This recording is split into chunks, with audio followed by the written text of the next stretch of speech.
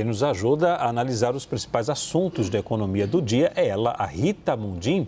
Rita, o governo lançou, como a gente viu agora, o novo Vale Gás. Há um ano da eleição, o programa chamado Gás do Povo custará 7 bilhões de reais.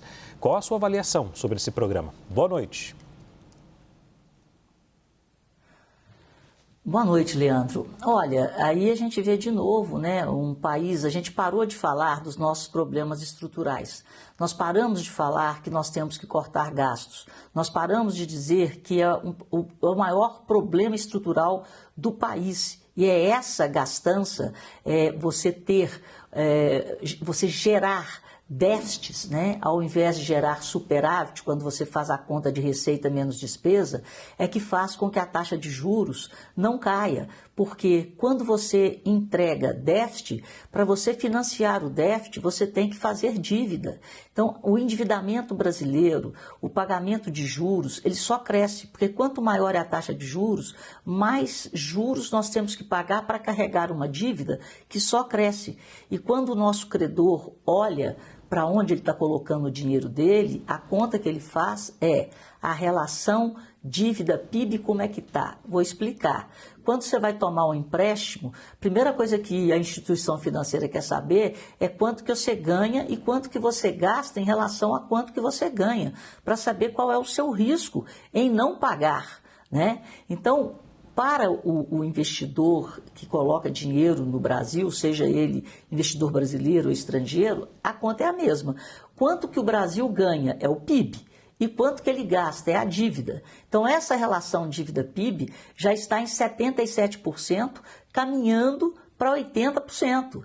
Então, isso é muito. Então, você gasta 80%, 77% daquilo que você ganha. Então, a taxa de juros ela vai subindo e se mantém elevada para que o capital que está financiando essa rolagem dessa dívida não vá embora. Porque quanto maior é o risco, maior é o prêmio de risco.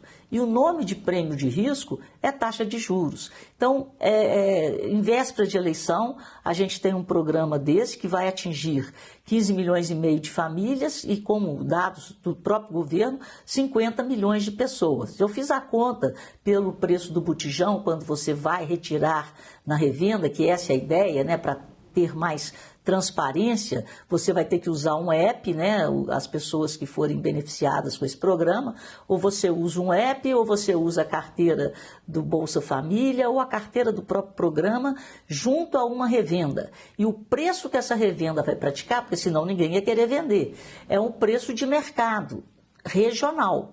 De cada região, por causa de problema de frete, etc. e tal, tem seu preço.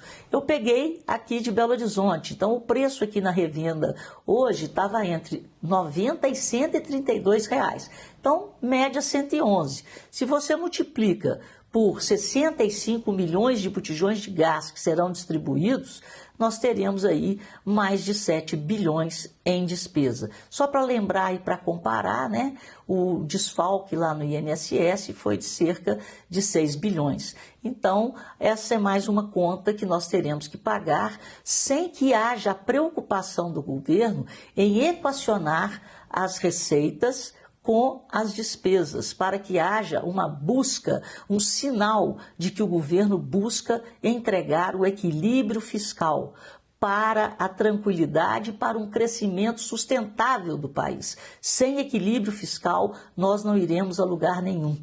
Teremos, de novo, o voo da galinha, como diria o professor Paulo Haddad, que foi ministro do Itamar Franco. Agora, Rita, a gente viu agora há pouco sobre a missão empresarial aos Estados Unidos, liderada pela Confederação Nacional da Indústria, que chegou à conclusão de que a solução para o tarifaço depende principalmente do esforço do governo Lula. E agora, Rita? É a conclusão, Nós estamos vivendo um problema político. E qual é esse problema político?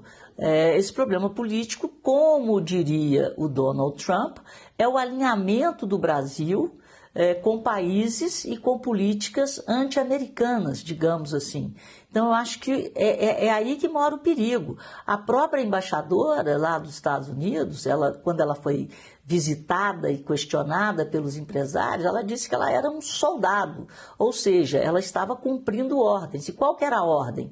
Era não fazer nada, né? Então, os empresários, eles tiveram uma viagem, né, frustrante, que não levou a lugar nenhum, estavam muito bem acompanhados de Roberto Azevedo, então as coisas poderiam ter caminhado numa outra direção se houvesse diplomacia, ou seja, o Itamaraty, né, de acordo com a própria embaixadora, ela estava cumprindo ordens do Itamaraty, era um soldado, e o que o soldado estava fazendo? Estava lá quietinho na embaixada, e ela mesma questionou aos empresários e pediu a eles que tentassem negociar com os americanos. Mas esse papel é da diplomacia brasileira.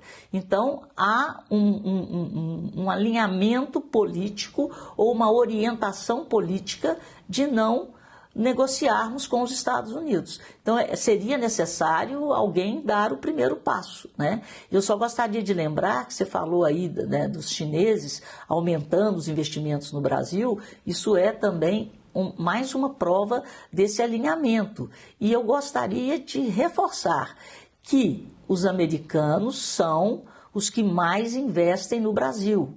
Os chineses, nós temos a maior corrente de comércio com a China, mas, por enquanto, os maiores investimentos no Brasil são de empresas americanas. E isso aí, dependendo do desenrolar, das coisas que vão acontecendo, né, daqui para frente, esse investimento ele pode minguar, né?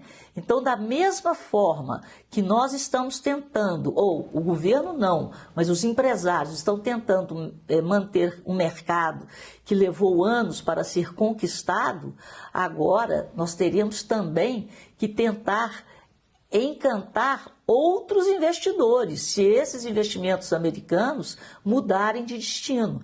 Então, é uma coisa muito séria que a gente tem que ter muito bom senso para levar e para tratar, porque nós estamos falando, repito, dos maiores investidores no Brasil, que vêm comprar negócios no Brasil e que aplicam no Brasil. Então, vamos ver aonde que nós vamos parar. E há uma ausência quase que, uma ausência intencional de falta de negociação do governo brasileiro com o governo americano. E agora tem essa notícia aí, né, no dia 8 de setembro, a gente pode ter uma reunião dos BRICS na tentativa de quase que fundar uma nova Organização Mundial do Comércio, reformar a Organização Mundial do Comércio. Aí nós estamos falando de novo de Brasil, Rússia, né, China e Índia se posicionando pelo multilateralismo, né, no contraponto ao tarifaço de Trump. Rita, vamos falar agora sobre Receita Federal. A Receita Federal criou o Cadastro Imobiliário Brasileiro, que é uma espécie de CPF dos imóveis, né? Explica pra gente, Rita, um pouquinho e também o que esperar dessa mudança. Pois é, Leandro, eu vou contar a história, vamos ver a mesma coisa também, não sei se é pegadinha, o que vai acontecer. No dia 15 de agosto, a Receita Federal soltou uma nova instrução normativa, a 2275. Essa instrução, ela cria um sistema nacional de cadastro territorial e faz com que os cartórios sejam ligados, né, pela tecnologia em tempo real com esse sistema, que chama SINTER, Sistema Nacional de Cadastro. O que eles querem? É que todos os negócios imobiliários que forem feitos, eles entrarão nesse sistema em tempo real. Então, não foi mudada a alíquota dos impostos que envolvem imóveis. Aí nós estamos falando de IPTU, nós estamos falando de ITBI, mas eles estão querendo mudar a base de cálculo. Então, ao invés de você pagar o IPTU, o ITBI, o ITCD, né, que é aquele imposto de herança ou de doação. O ITBI é quando você compra um imóvel pelo valor estipulado ali que vem na sua guia de IPTU e tal, você vai pagar pelo valor de mercado.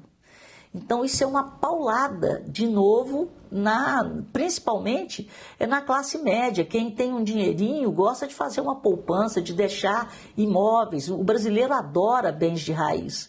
Então, se for isso, então a gente tem que correr atrás de deputado, correr atrás de senador. Eu não sou operadora do direito, mas eu acho que quem tem que legislar e quem tem que falar sobre mudança, até na base de cálculo de imposto, é o Congresso. Porque se isso prevalecer a partir de 2026, vai ter muita gente que vai ter que vender patrimônio para pagar IPTU. Porque não é assim que os impostos são calculados hoje.